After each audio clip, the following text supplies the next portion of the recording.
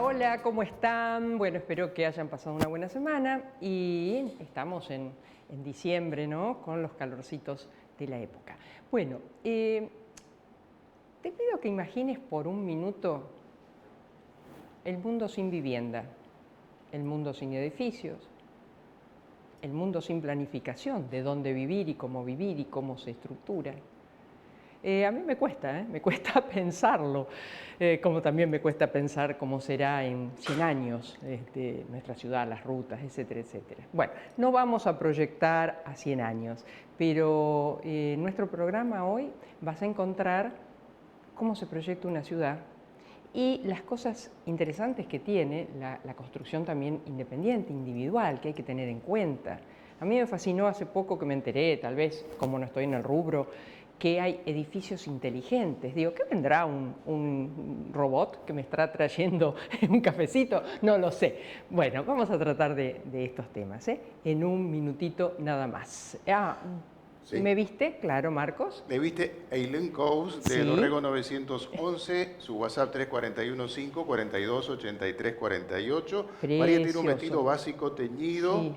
una túnica Vichy teñida y los aros Granada de María Rosúa. Buenísimo todo, para quedar ahora bien a fin de año, ya saben cómo.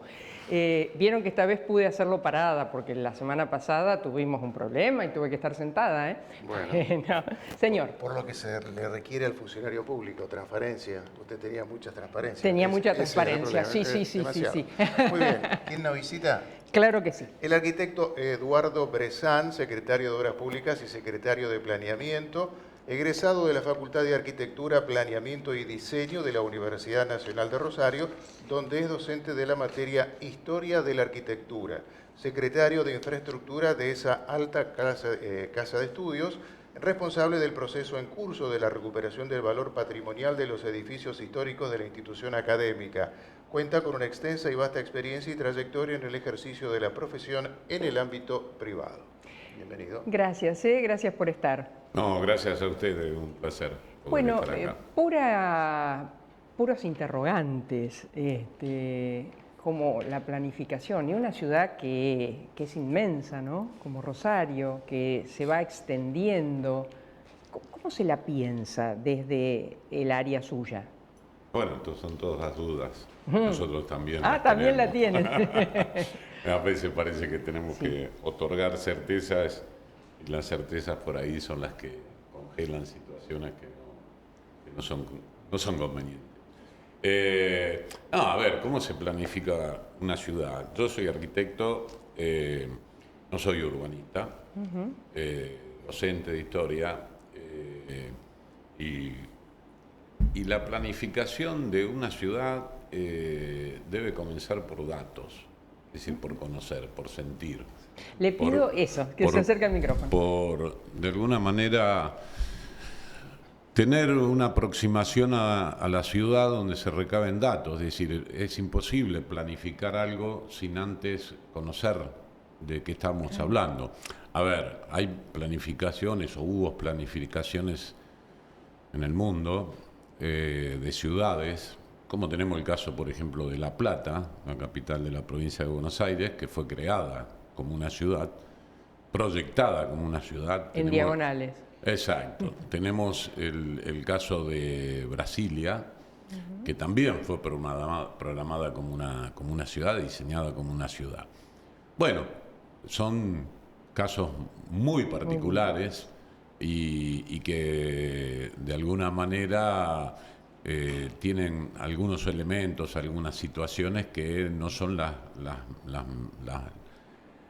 más propicias. Es decir, por ejemplo, en el caso de Brasilia, que se pensó como una ciudad con grandes dimensiones, con grandes avenidas, que en cierta manera perdió algo de escala. De la escala de lo que por ahí en Rosario nosotros nos encanta, pasear por Boulevard Oroño, por algunas avenidas, por plazas. Entonces, trayendo esto a Rosario, lo importante es conocerla. Conocerla significa manejar datos y con esos datos procesarlos, interpretarlos. ¿Bien? Que eso, de alguna manera, cuando uno procesa datos e interpreta, le permite crear un juicio crítico, una valoración de dónde uno está enfrentando y con qué se está enfrentando. Y ahí es donde empiezan los desafíos, ¿no? Y dar respuestas a los desafíos, se encuentran los problemas, las virtudes, las potencialidades, las situaciones adversas que tiene una ciudad, y eso permite, en base a diálogos, en base a consensos, en base a participación del ciudadano, encontrar los atributos que tiene la ciudad, potenciarlos y modificar aquello que no funciona. Entonces ahí es cuando uno realmente está en condiciones de intervenir en una ciudad. Ahora bien, la ciudad no es un hecho congelado, no es un hecho que está parado esperando que un profesional venga a cambiarla. En la ciudad de Rosario hemos tenido, con otras teorías urbanísticas, que se hicieron normativas pensando que era una ciudad congelada, que era una ciudad que después iba a cambiar con esas normativas, y hemos tenido problemas. Les cito un ejemplo muy concreto, calle San Juan, calle Maipú, se pensó en un retiro, ¿no?, de la línea de edificación. ¿Por qué? Porque se planteaba a través de un plan urbanístico de que, bueno, se retiraba para hacer una avenida más grande, se retiraba para que entrara más el sol, pero claro, había edificios que eran históricos y que nunca se retiraron. Por ejemplo, calle Maipú está el ex Hotel Italia, donde está la Universidad Nacional de Rosario, que nunca se retiró, ni se va a retirar. Entonces empezaron a crearse lugares que ahí donde tenemos lamentablemente gente que ensucia, gente que duerme, negocios que se van cerrando. ¿Por qué? Y porque a nadie le gusta tener una vidriera retirada de una línea de edificación que la gente pasa a 4 o 5 metros.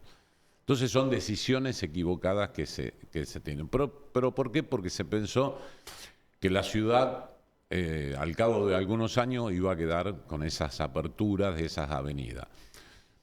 Obviamente hubo en otras situaciones, que es el caso de Avenida de Mayo en Buenos Aires, que directamente a lo París de Hauman derribaron otros presupuestos, otros criterios.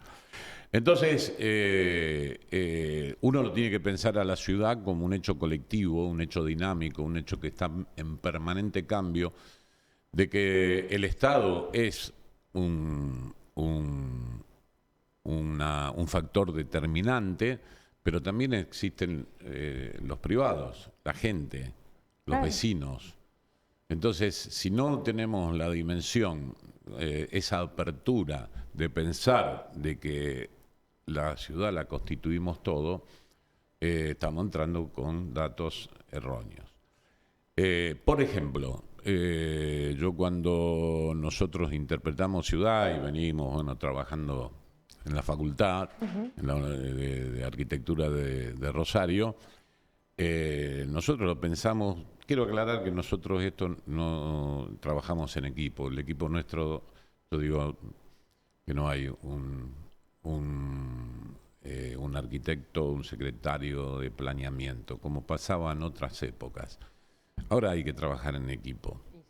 Y nosotros tenemos un equipo donde todo lo dialogamos, todo lo pensamos, todos nos peleamos, todos nos vamos a dormir mascando bronca y al otro día nos ponemos de acuerdo. Trabajamos muy en conjunto con el Ejecutivo, con fundamentalmente Pablo Hapkin, que viene muy seguido a nuestra Secretaría. Y vamos pensando la ciudad. Y entendemos que la ciudad de Rosario es una ciudad heterogénea. Tiene una característica que es muy, muy particular. No digo que no haya otras, es muy típico de las ciudades sudamericanas, capitales, pero es heterogénea. No solamente es heterogénea la ciudad de Rosario en tanto y en cuanto lo morfológico, las formas de la ciudad, los edificios, sino también con la gente con el ciudadano. Y la ciudad tiene que ser, digo yo, una grilla soportante de contener todas esas heterogeneidades que existen. Claro, porque es una ciudad a la que hemos arribado muchos. Yo de Rafaela, Marcos de San Genaro, y tantos, de tantos lados, muchos por razones de estudio, otro porque, bueno, se consiguió trabajo, por las razones que fuesen, pero uno va llegando y de alguna manera se va integrando. Se va integrando y aparte pensemos en la historia de la ciudad de Rosario, que es una ciudad que se llenó de inmigrantes. Claro. Fundamentalmente España, Italia, pero bueno, más países también. Y que cada uno puso su impronta, orgullosos de pertenecer, de estar en Rosario, y de ahí es que nos sale el club español, el club italiano, bueno, polacos en el sur. Claro. Polacos en el sur. Entonces, esa es la característica de Rosario, esa heterogeneidad. Y después, perdón, sí. Vienen, por ejemplo, lo que nosotros llamábamos, lo que marcaba el tren, el tucumano, el que iba a Buenos Aires. Y determinadas familias se iban bajando en las ciudades que, bueno, a las que alguien o tenían algún conocido o lo que fuera. Rosario no fue la excepción también con eso. Y empezaron, creo, a formarse también los conurbanos. Sí.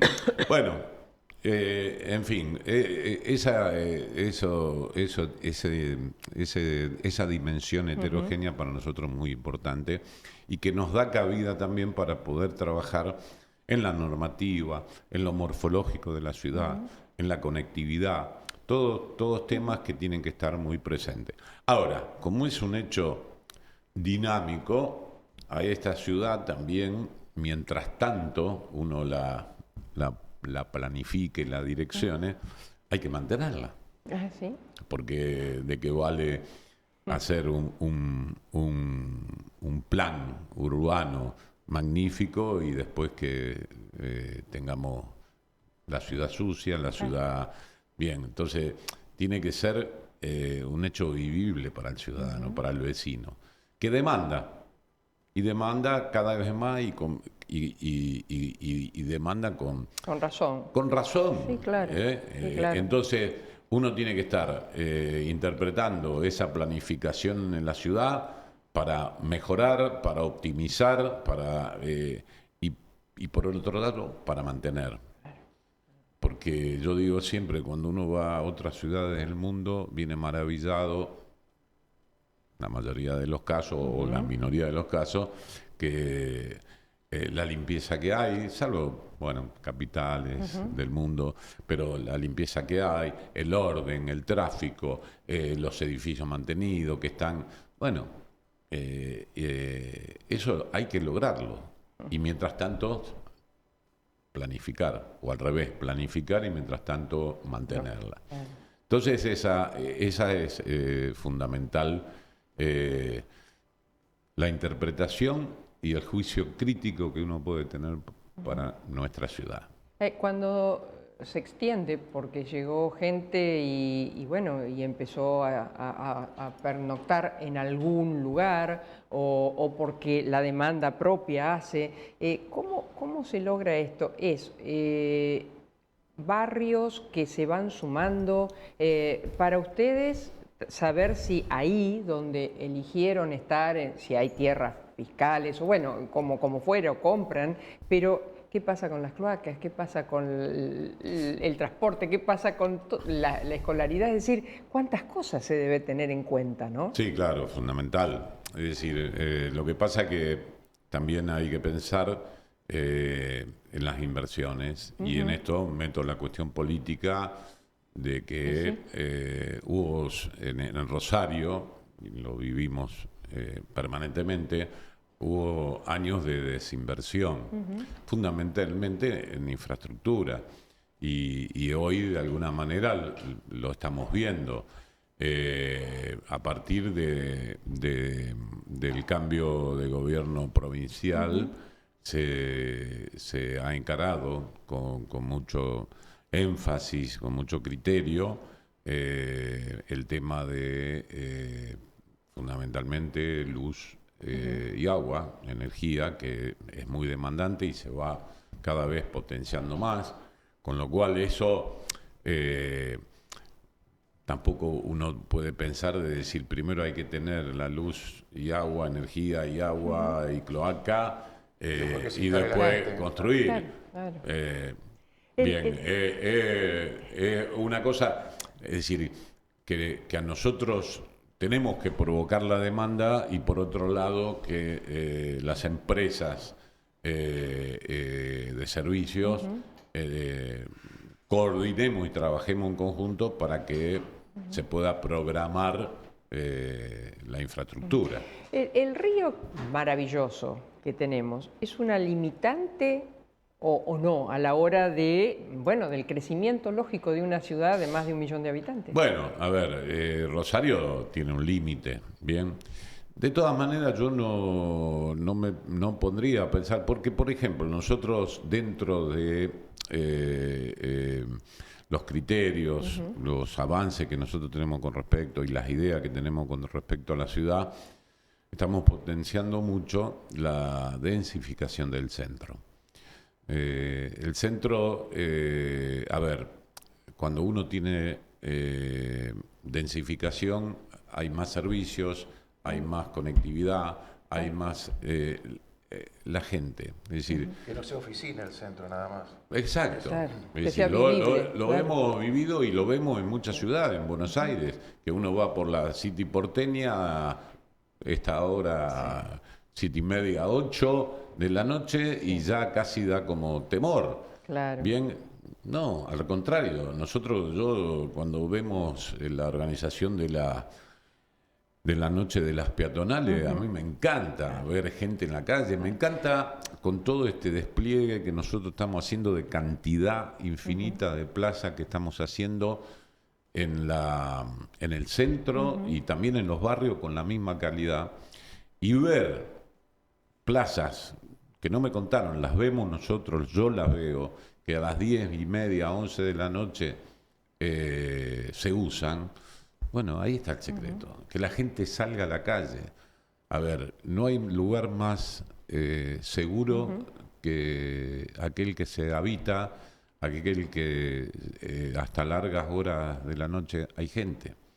Es decir, Y dígame, este año el intendente ha hablado de una, no sé si la palabra es reconversión en lo que tiene que ver con el patrimonio histórico. Por eso también hay que cuidar el patrimonio histórico. Rosario es una ciudad histórica. sí, totalmente.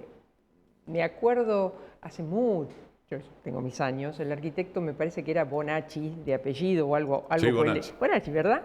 Que nos perseguía a todos los periodistas para que ayudemos. Mirá que quieren demoler tal y tal, que fue tal y tal cosa, qué sé yo. Bueno, ahora en este contexto, ¿qué es lo que ha interpretado el intendente y quiere hacer en cuanto a lo patrimonial? No, estamos haciendo y ya es esta reconversión de todo lo que es el patrimonio.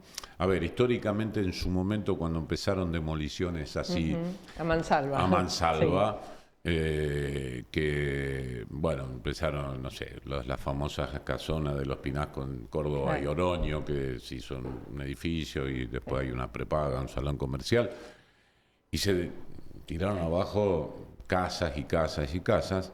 Bueno, ahí se empezó con un programa de preservación, un programa patrimonial donde se frenó de alguna manera con un criterio de tiempo, es decir, propiedades que estaban que tenían una antigüedad anterior a 1956 o 57, había que pedir un permiso de demolición especial. Bueno, después se fue, para no hacerlo tan largo, se fue optimizando, se llegó a confeccionar un catálogo donde, bueno, se hicieron relevamientos de las viviendas edificios históricos, y para decir, bueno, este no se puede demoler, este se puede tocar un poco. Y nosotros tomamos, pero ¿qué ocurre?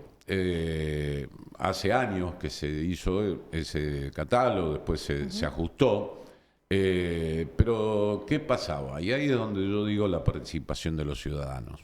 Es decir, no es solamente conservar, sino cómo conservar. Que no se venga abajo. Exactamente. Y ¿Quién se uno hace dice, cargo? bueno, Claro. hay gente que está esperando que su casa se deteriore, se declare en ruina para poder demolerla y hacer un edificio en propiedad horizontal.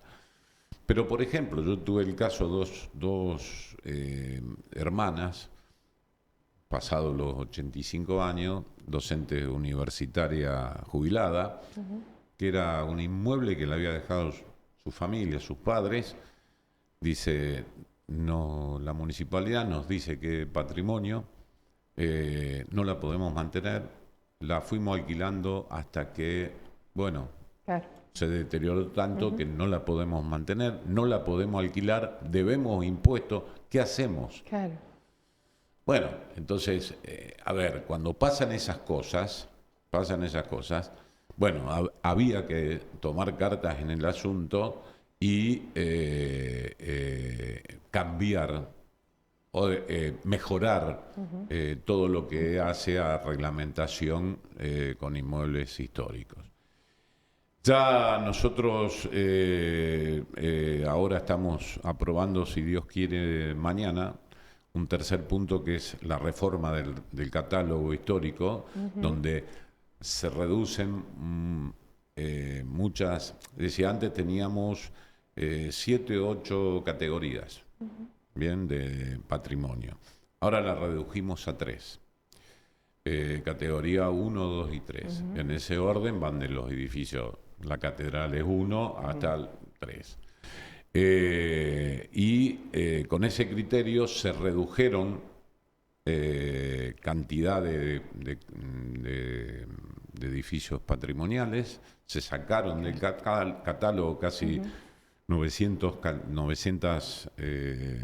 inmuebles, y se rigidizaron algunos que lo hemos pasado a categoría 1. Es decir, ¿a qué apunta eso? A preservar el patrimonio, y no nos quedamos con una cuestión solo de catálogo. Esto es lo que el Consejo va a aprobar en el día de mañana. Después hay dos puntos que son fundamentales. Uno de los famosos DET, que es la transferencia de derechos de edificabilidad. Y lo que nosotros, el segundo punto, es poder construir lo que nosotros llamamos la ciudad detrás de la ciudad, es decir, en edificios históricos que atrás y por arriba. Claro. Que no significa... Britania es uno de esos ejemplos, ¿no? Creo que se va a mantener. ¿Cómo? Britania, el de calle San Martín, sería uno de esos Sí, ejemplos. por ejemplo, otro que están por empezar, que bueno, usted es LT3, que es una casona en calle Balcarce muy interesante. Digo, LT3 no está mal. Sí, LT3, no importa, ¿no? pero sí. Una casa muy... Sí. y que se va a construir por atrás. Claro. Y ahí es donde hablo yo de la heterogeneidad de la ciudad. Es decir, a veces los arquitectos, la gente, confunde y queremos tener el París de Hauman, es decir, una altura uniforme, todo perfectamente, una fachada con un lenguaje arquitectónico. No lo tenemos. Y yo no lo veo como una desventaja. Miren, hace un tiempo la facultad me nombró como receptor, ¿cómo se dice? No me sale el nombre. Albacea. No, el receptor de un decano de la Ciudad de México. Anfitrión. Anfitrión, sí, claro. Bueno, que venía a ver la ciudad. Entonces, bueno, no sé, se quedó 2 o 3 días, yo lo paseé por la ciudad mostrándole, y me sorprendía porque cada 3 cuadras me hacía parar el auto y bajaba a sacar la foto. Y realmente no bajaba al Club Español, no bajaba al Monumento a la Bandera, bajaba en una cuadra cualquiera. En un momento le dije, Somos un caso de estudio. Claro. Somos un caso de estudio, pensó. Claro, le digo, no me acuerdo el nombre, que me disculpe, era decano de la Facultad de Arquitectura de la Ciudad de Juárez. Y le digo, perdóname, ¿qué es lo que sacás? Y me dice, esto que tienen ustedes es magnífico. Una obra de los años 60 al lado de una de los 30, al lado de una de contemporánea. Es esa mezcla. Claro. Bueno, entonces... La heterogeneidad. La heterogeneidad. Ahora, eso, cuando nosotros decimos, vamos a construir por atrás y por arriba, estamos replicando eso. Es decir, si dos propiedades pueden decir, una contemporánea y una histórica, pueden coplanar o articular, pueden existir porque no pueden existir por detrás. Arquitecto, se nos voló la media hora, pero no quiero despedirlo antes de agradecerle, sin preguntarle, las ciudades van creciendo también en lo alto, es decir, ¿ha cambiado la idea de ciudad en cuanto a la altura? Porque uno ve, de alguna manera, edificios pareciera cada vez más altos. Hay lugares, es decir, en general, vamos a pensar en el área céntrica, hay un tope que es planta baja y 8 pisos, ¿bien? Con algunos regímenes particulares que se pueden solicitar de articulación y poder ir en altura, pero en el área, lo que nosotros llamamos área de tejido, es planta baja y 8 pisos. Pero nosotros, hace un tiempo atrás, 2 meses atrás, mandamos al Consejo un plan de torres. ¿Por qué? Más que un plan de torre es un plan, una normativa de deslinde de medianera. No pegadas. No pegada. Entonces, a esa situación, ¿por qué? Porque pensando en planta baja y 8 pisos, por ejemplo, se generan paredes urbanas pegadas que no son muy agradables. A ver, es una realidad, las tenemos, como yo digo, es la ciudad existente que nosotros tenemos. Entonces nos pareció oportuno poner en la ciudad, donde se puedan, en lotes de más de 1.000 metros y hasta 5.000 metros, poder trabajar con ese deslinde. Que se deslinden y pueda ir en altura. Por ejemplo, tenemos antecedentes históricos, la Torre Mentor en Rioja y Oroño. Tenemos en Italia y Wilre la casa del Banco Edificador Rosarino, que tiene todo un parque abajo, independientemente de las arquitecturas. ¿Dónde se casó el intendente? ¿No sabía? Sí. No, el donde intendente se casó. Claro, en la bajada del intendente. No, sí hay lo que separa en la el aduana, pasaje, claro, de Matilde Levetich. Claro. Pero yo estoy hablando de Wilrey e Italia, el edificio. Está bien, pero digo, lograr espacios así, entiendo, claro, eso quise decir. Exactamente, sí. Es decir, que sean lugares agradables, los proponemos que sean públicos, que sean penetrables. Después podemos hablar de la cuestión que también de seguridad, que gracias a Dios está mejorando muchísimo. Decimos nosotros que volvió Rosario, y realmente volvió porque la seguridad lo permitió. Hubo una decisión política del gobierno provincial y hoy podemos hablar de otro Rosario totalmente distinto al que tuvimos años atrás, que mejor ni comentarlo. Entonces, sí, se permiten. Va pensándose hasta un edificio que tenga un deslinde particular, puede llegar a tener hasta 120 metros de altura. La altura no nos preocupa. No, la altura a nuestro equipo de trabajo y al intendente... No es mala palabra. No es mala palabra. Lo vemos en otra parte del mundo y realmente nos sorprendemos. Entonces, ¿cuál es el problema? A ver, independientemente si es buena, mala arquitectura, mejor o peor, normalmente en las fotografías de la ciudad de Rosario, los canales de televisión cuando abren sus programas, ¿qué aparecen? Las torres de Puerto Norte, ese paisaje urbano. Bueno. Arquitecto. Y ahí es donde el río no es una limitante. Bien, ha sido un placer que nos visite. Vamos a ver si hacemos el esfuerzo. Perdón que yo me engancho y sigo. Es fácil entrevistar así. Vamos a ver si el año que viene, a mí me apasiona la historia, así que nos venga a contar sobre la historia de la arquitectura sería un placer. Bueno, sí, con todo gusto. Muchísimas gracias por haber estado y bueno, favor. Los contactos que nos ha hecho.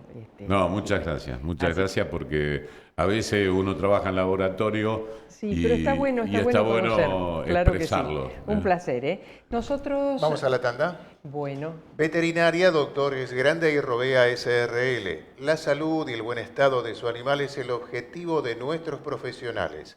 Atención especializada en equinos deportivos. Ovidio Lagos 2190. WhatsApp 341-304-2992. Sindicato Obreros de Estaciones de Servicio, Garajes, Playas y Lavaderos Automáticos de la provincia de Santa Fe. Por la dignidad y superación del trabajador contra la explotación y la inequidad distributiva. Riobamba 1075. Sindicato del Personal Embarcado de Dragado y Balizamiento. Por la unión de los trabajadores portuarios, marítimos y navales. Joyería y Relojería España, desde 1981 en la tradicional esquina de España y Ceballos. Su tienda online joyeriahispana.com, compra-medioonline.com.ar. UDA, Unión Docentes Argentinos. La educación es un compromiso de todos. En Rosario, Ovidio Lagos 2663. Construyendo la transformación social, defendiendo en unidad los derechos de la clase trabajadora.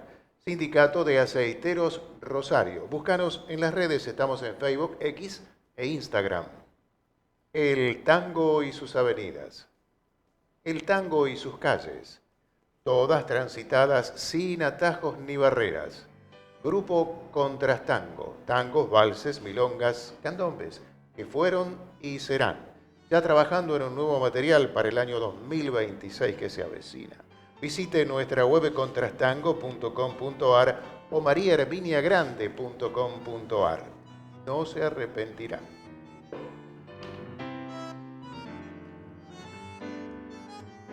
Tampoco te vas a arrepentir si vas y buscas una picadita para esta hora de la tarde. Sí. Altea Charcutería. Calidad, buen servicio, la recomendación justa. Sí. Picadas, vinoteca, panadería y productos de almacén. Estamos en Río de Janeiro 470. Los pedidos al 341-648-9938. Instagram, Altea Charcutería.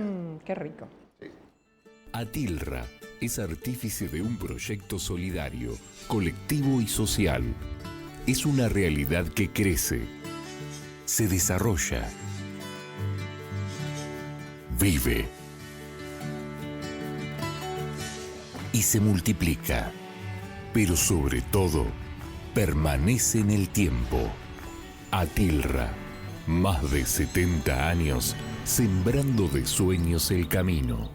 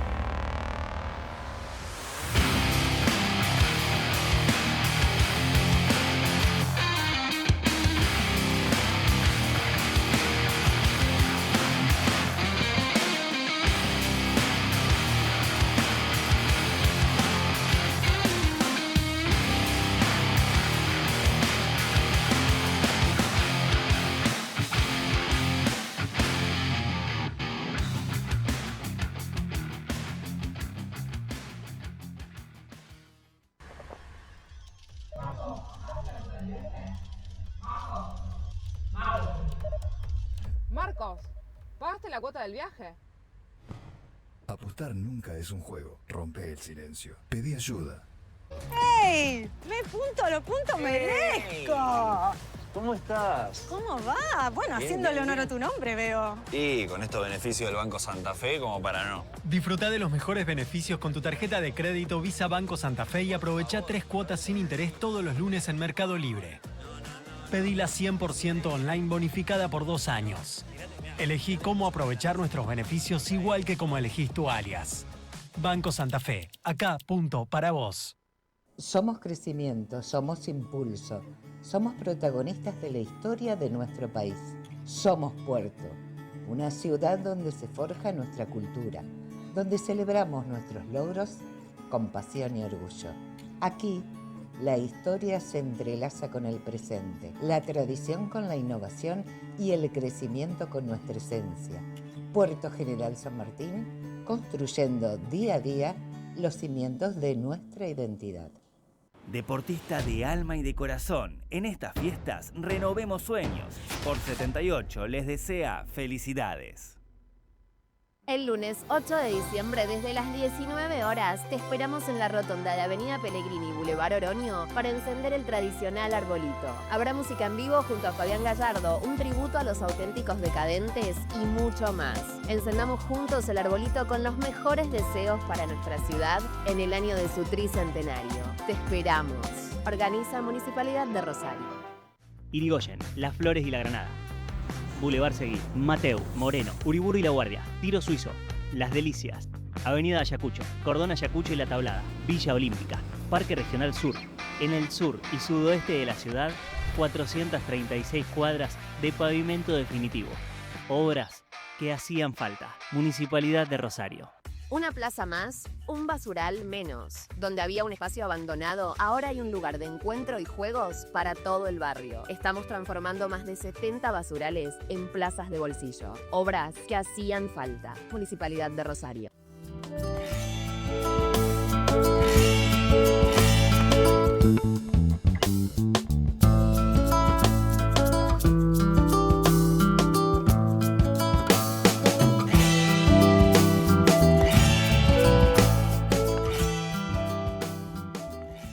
Y para ir a recorrer esta nuestra ciudad necesito nafta. Bueno, llegaste hasta la zona oeste de Rosario, que ya inauguró la nueva Shell.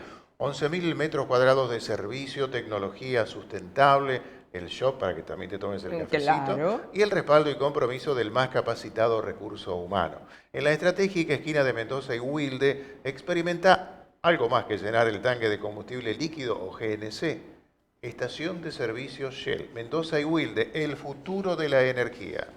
Y que hablando de futuro, algo productivo, por ejemplo, que me Sí, ofrece. cerca de Rosario, de su puerto y los puertos de la región, se está gestando un proyecto que unirá al pequeño y gran inversor con la industria, el desarrollo y la producción. Una propuesta tangible como su respaldo. En el cruce de las rutas 34 y A012 están haciendo TILS, emprendimiento urbanístico, tecnológico, industrial, logístico y sustentable. ¿Puedo hacer algo? ¿Sí? ¿Qué? Sumarte. Ah, bueno, ya. Y sumarás.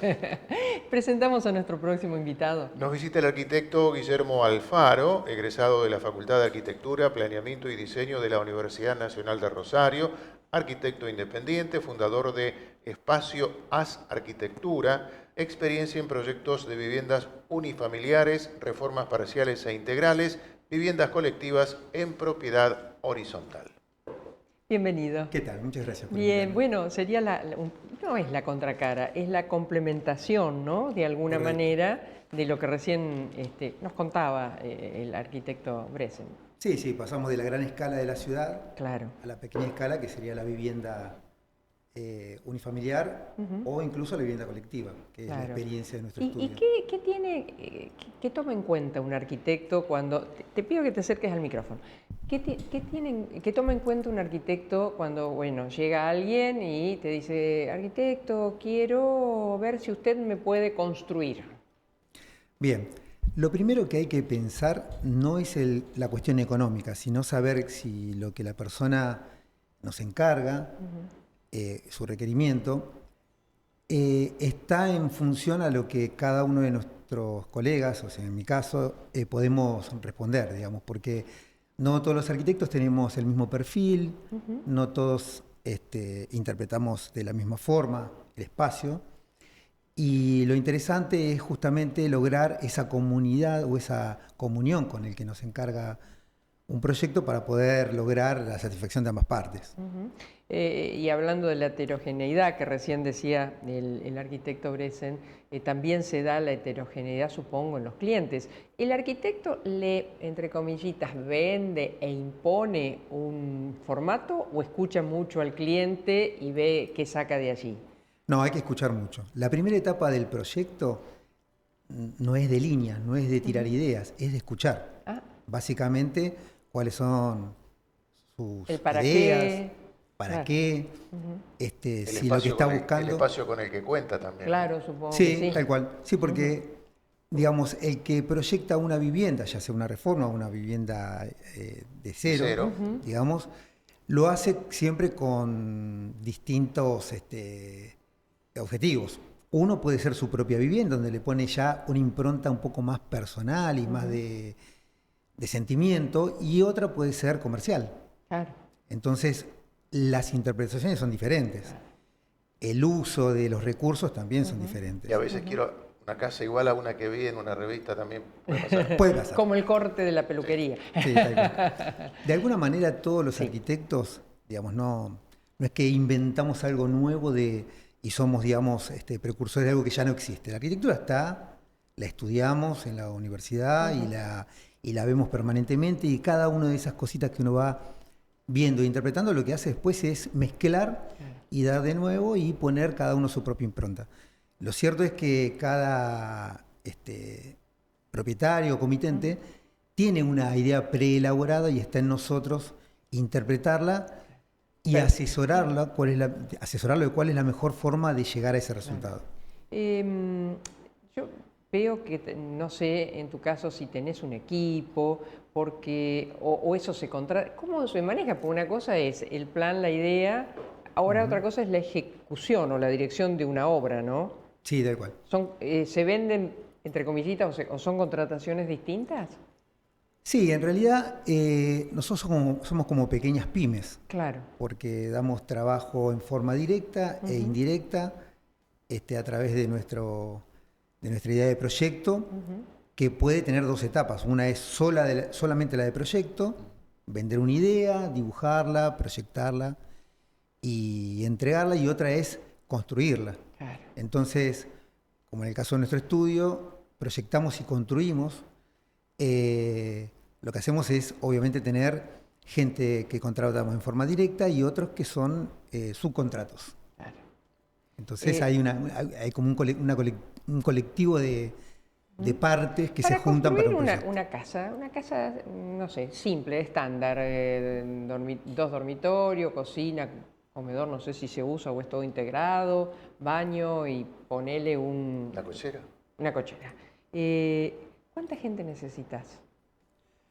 Bien, depende de la cantidad de metros cuadrados a construir, porque en los mismos ambientes podemos pensar que un dormitorio puede ser de 3x3 o de 5x3, y así van sumando metros en cada uno de los ambientes, con lo cual una vivienda puede tener desde 80 a 100 metros cuadrados hasta 300 metros cuadrados.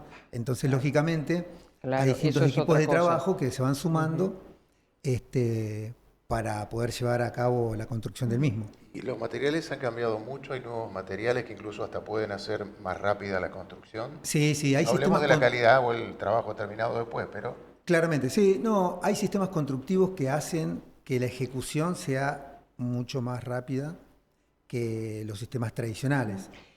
Y eso tiene que ver con las nuevas tecnologías, lógicamente. Claro.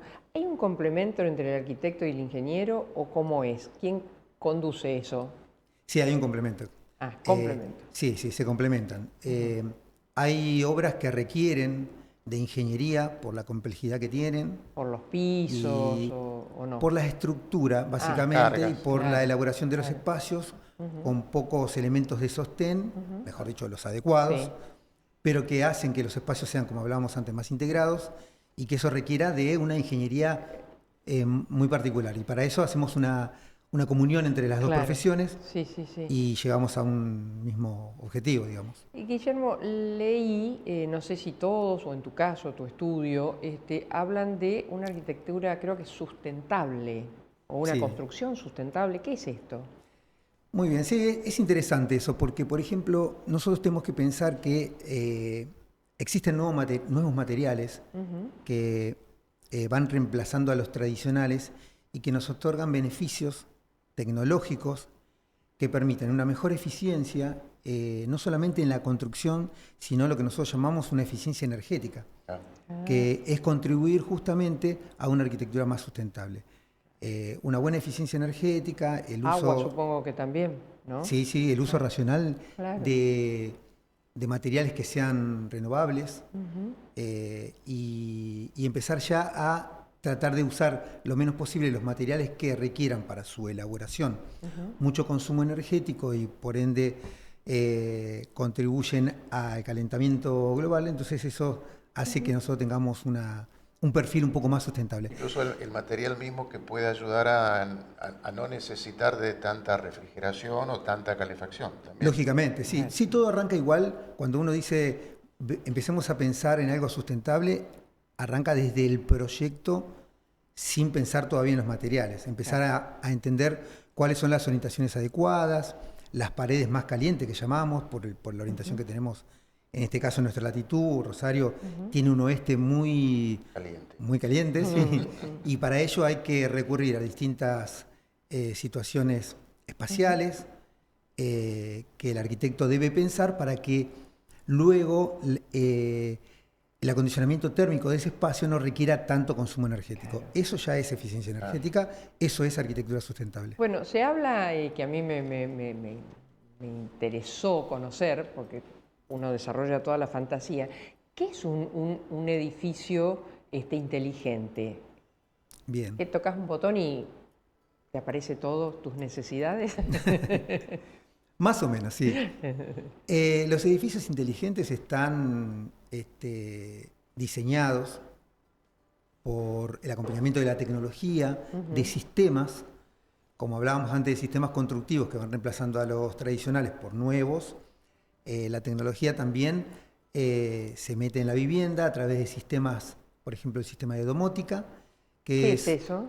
Y es un sistema donde contribuye al hogar para lograr mayor confort, una eficiencia energética adecuada y permite que todos los elementos que integran una casa, ya sea electrodomésticos, sistemas de iluminación, sistemas de refrigeración, estén comandados a través de una central y que puedan ser programados por sus usuarios a través de una app en el teléfono o de una tablet, y no solamente presencial en el hogar, sino a distancia.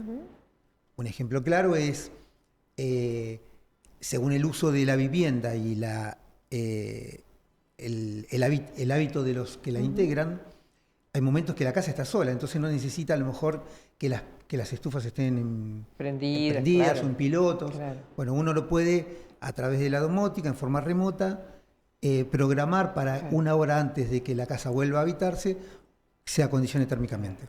Claro. Eso ¿Hay acá también... en Rosario edificios así? Sí. ¿Sí? ¿Has hay. construido? Sí, sí, tenemos la experiencia. Ajá. Otra forma de contribuir a una eficiencia energética es también utilizando, que también lo hay en Rosario, paneles solares y el uso del agua de lluvia, la reutilización del agua de lluvia. Hoy es recomendable en una casa que se está construyendo de cero, ya directamente pensar en la energía solar para usar lo menos posible tanto el gas como sobre todo la energía eléctrica. Sí, sí, hay que pensar que es un futuro no tan lejano. Incluso a través de esos paneles solares, cada vivienda en su garaje a futuro podría tener una carga, un sistema de carga para sus autos híbridos. Claro. O sea que hay que pensar que eso va a venir. E incluso hay una compensación por parte de la EPE para Sí.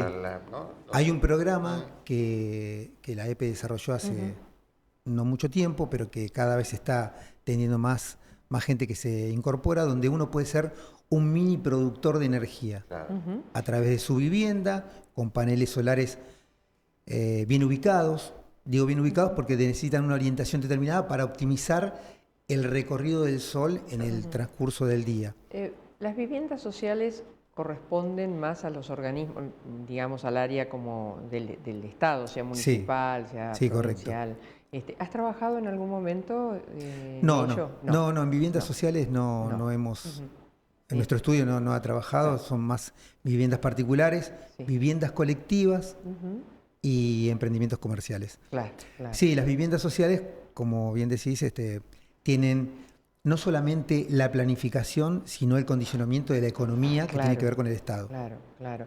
Y los líos, digo yo, ¿no? Con las ordenanzas y con los permisos, ¿eso es muy complejo o no? ¿Ustedes están acostumbrados? No, es un tema complejo, es un tema así de permanente discusión entre, en el buen sentido, lo digo, entre nuestros colegas e incluso con los organismos estatales también, que intentan cada vez más flexibilizar el tiempo que lleva esos trámites. Pero bueno, son parte de las cuestiones, como hablaba el arquitecto Bresanzi, de pensar que hay la ciudad va mutando, tiene mucho dinamismo y cada vez se van reacomodando las ordenanzas a las distintas situaciones particulares. La pregunta creo que del millón, ¿cómo se maneja un proyecto, una vivienda, un edificio supongo que mucho más porque debe ocupar más tiempo, calculo, no sé, en una de esas es lo mismo, ¿cómo se manejan los presupuestos en Argentina que a veces, en algunas etapas pueden ser más o menos previsibles, pero en grandes no? Sí, antes se decía que el arquitecto hacía de psicólogo también con nuestros clientes. Y ahora, además de ser psicólogos, que lo seguimos manteniendo, somos economistas. Claro. Porque hay que saber en qué momento aconsejar a nuestros clientes dónde y cuándo comprar materiales para copiar o no.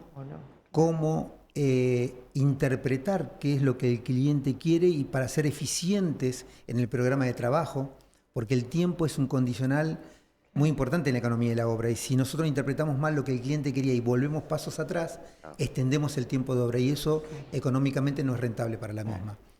Y por otro lado también aconsejar en alternativas de materiales, lo que hablábamos anteriormente, que tengan que ver con no la deficiencia en calidad, sino saber suplir cuestiones de economía, digamos. ¿Cuánto demora más o menos una casa estándar, sin grandes complejidades, su construcción? Y en general puede ir desde los 6 meses hasta el año y medio. Y un edificio, vamos a decir, como decía el arquitecto, planta baja y 8, ¿no? Sí, en general estamos hablando de 2 años. Bajo. Como mínimo. Iba a decir bajo las patas, no corresponde, no, lo saco. ¿Y la mano de obra es complicado conseguir? Bueno, especialistas. Hace un tiempo atrás ha bajado mucho la calidad de la mano de obra, porque han dejado de trabajar los grandes albañiles, los viejos albañiles, que eran los que transmitían la escuela del albañil que era de oficio, y muchos que por distintas alternativas han quedado sin ocupación, se vieron obligados a ocuparse en la construcción, primero como ayudantes y luego como medios oficiales, y así se fueron especializando, pero sin esa escuela técnica o esa transmisión de el oficio como era antiguo. Así que la mano de obra es un problema. Sí. Guillermo, ha sido un placer que estuvieses con nosotros, así que muchas gracias. Nos estamos yendo, dirigió Marcos. Azul Altuna y en la producción y coordinación, como siempre, Liliana Dalbosco. Será hasta la semana que viene, gracias.